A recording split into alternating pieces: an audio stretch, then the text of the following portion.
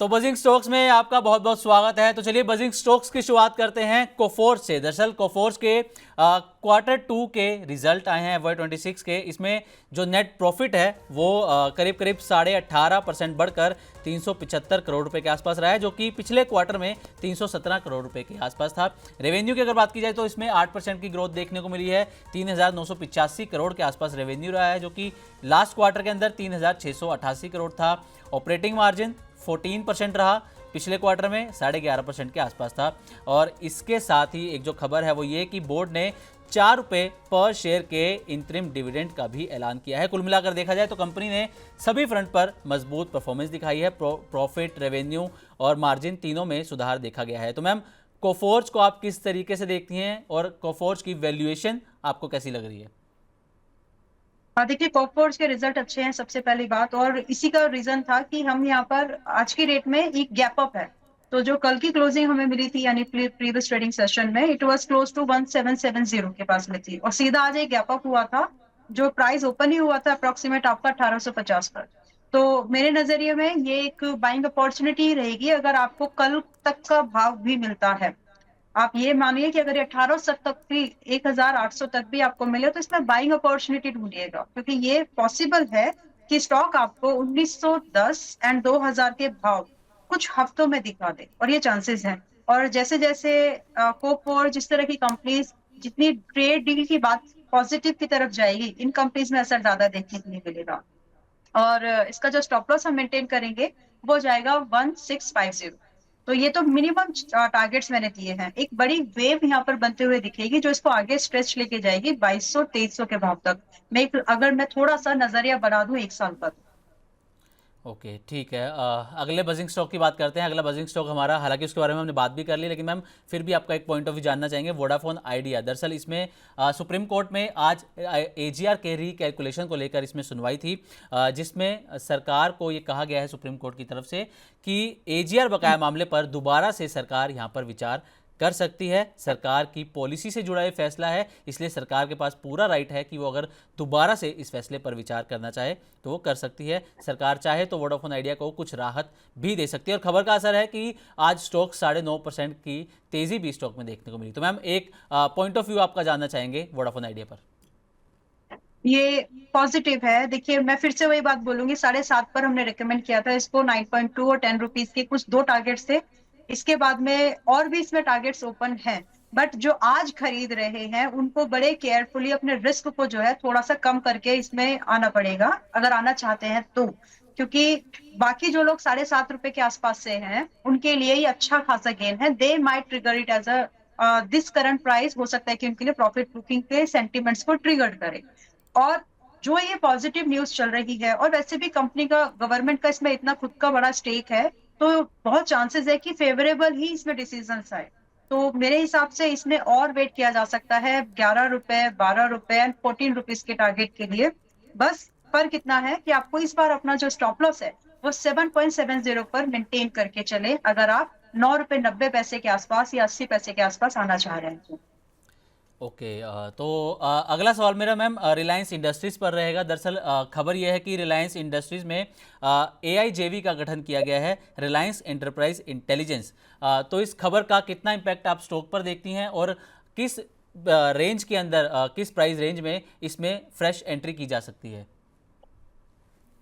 Positive news का impact positive है। भारत को बहुत जरूरत है कि खुद का आईटी, जिस तरह से चाइना का, यूएस का आईटी खुद का है उनका, वैसा हमारा हो। हम सिर्फ सर्विस प्रोवाइडर ही नहीं बने, हम इतने बड़े कंज्यूमर आईटी सेगमेंट में, तो हमें खुद की प्रेजेंस, खुद के डोमेन, खुद के प्रोडक्ट बनाने की नीड है। It's a need of the our.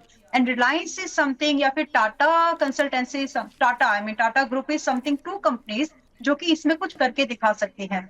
दोनों में से रिलायंस प्रोएक्टिव काम कर रहा है, तो ये इसके खाते में ये चीजें जो है पॉजिटिव काउंट हो रही हैं, और आज की डेट में भी ये खरीदने लायक स्टॉक है। रही बात टारगेट, तो मैं यहाँ पर पहला टारगेट अगर 1-2 हफ्ते का व्यू बात करूं, जो कि निफ्टी को नए हाई तक लेके जा सकता है, वो होगा 1525। देन आपका 1570, 1600, और इसके बाद भी इसमें प्रॉफिट बुकिंग की नीड नहीं है, ये और भागेगा। तो जिस तरह से एग्रेशन के साथ ऐसे कॉन्सेप्ट्स के ऊपर, ऐसे डोमेन्स के ऊपर ये काम कर रहे हैं जो कि बहुत ज्यादा नीड भी है, और बहुत ज्यादा स्कोप भी है। तो ये कंपनी के लिए एक पॉजिटिव बात रहने वाली है। तो मेरे हिसाब से फ्रेश इन्वेस्टमेंट आ सकती है। स्टॉप लॉस मेंटेन करेंगे अगर आप तो 1370 का करें इस बार, और वेट करिए 1600 के बाद भी प्रॉफिट बुकिंग की नीड नहीं है, सेकेंड टाइम बोल रही हूँ मैं ये बात। और इसमें आपको 1700 1800 तक के भाव आते हुए दिखेंगे। ओके, तो 1370 रुपये का एक स्टॉप लॉस। इन्वेस्टर्स पे। जी, इन्वेस्टर्स 1370 रुपये का स्टॉप लॉस मेंटेन कर सकते हैं रिलायंस इंडस्ट्रीज में। फेडरल बैंक बैंक को मैम आप किस तरीके से देखते हैं? आज शेयर में अच्छी खासी तेजी है। फ्राइडे को खबर आई थी कि ब्लैकस्टोन करीब करीब 10% स्टेक इसका खरीद रहा है 6196 करोड़ में। तो फेडरल बैंक पर आपका क्या व्यू है मैम? क्या कोई फ्रेश एंट्री करना चाहे तो? फ्रेश एंट्री के लिए रिस्की है, काफी रिस्की है। ऐसा नहीं है कि स्टॉक वीक है, बात यह है कि अब ये महंगा है। तो आप अगर 334 पर आते भी हैं, 335 पर आते भी हैं, तो आपका अगर एक छोटा सा पुल बैक भी हुआ तो आपको एसएल ट्रिगर हो जाएगा। तो अगर आप उस चीज से कंफर्टेबल हो, क्योंकि इसमें टारगेट और नहीं आएंगे, ये भी नहीं है इसमें टारगेट अभी और आएंगे, क्योंकि ये एक फंडामेंटल मूवमेंट है। तो जिसमें कि आज 334 335 पर ये है, और 242 260 आराम से आ सकता है। बट उसके अगेंस्ट में जो आपका रिस्क है ना, वो 216 रुपए का आपका स्टॉप लॉस बनता है मिनिमम, अगर मैं कम से कम की भी बात करूं। तो पहले रिस्क को एनालाइज कर लीजिए, अगर कंफर्टेबल हो तो ही इसमें हाथ डालें। मूवमेंट अभी भी स्ट्रांग रहने वाला है बट।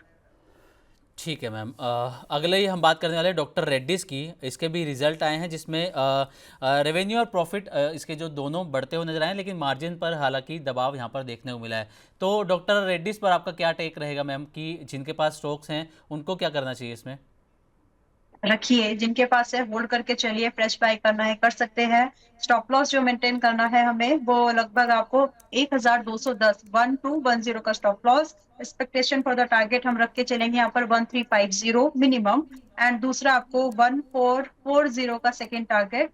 एंड इसके बाद आप फ्रेश आई की, मतलब आप फिर इसको कंटिन्यू होल्ड कर सकते हैं, क्योंकि इसमें ये मौका है।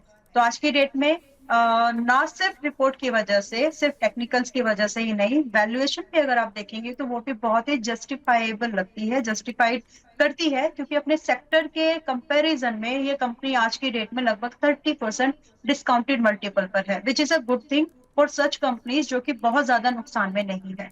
तो मेरे हिसाब से इट्स अ बाय। ओके, तो डॉक्टर रेड्डीज पर स्टॉप लॉस 1210 रुपये पहला टारगेट, 1350 और 1440 का सेकंड टारगेट। तो चलिए आज के मैम के साथ बातचीत को यहीं पर समाप्त करते हैं, क्योंकि मैम के पास समय का थोड़ा सा अभाव है।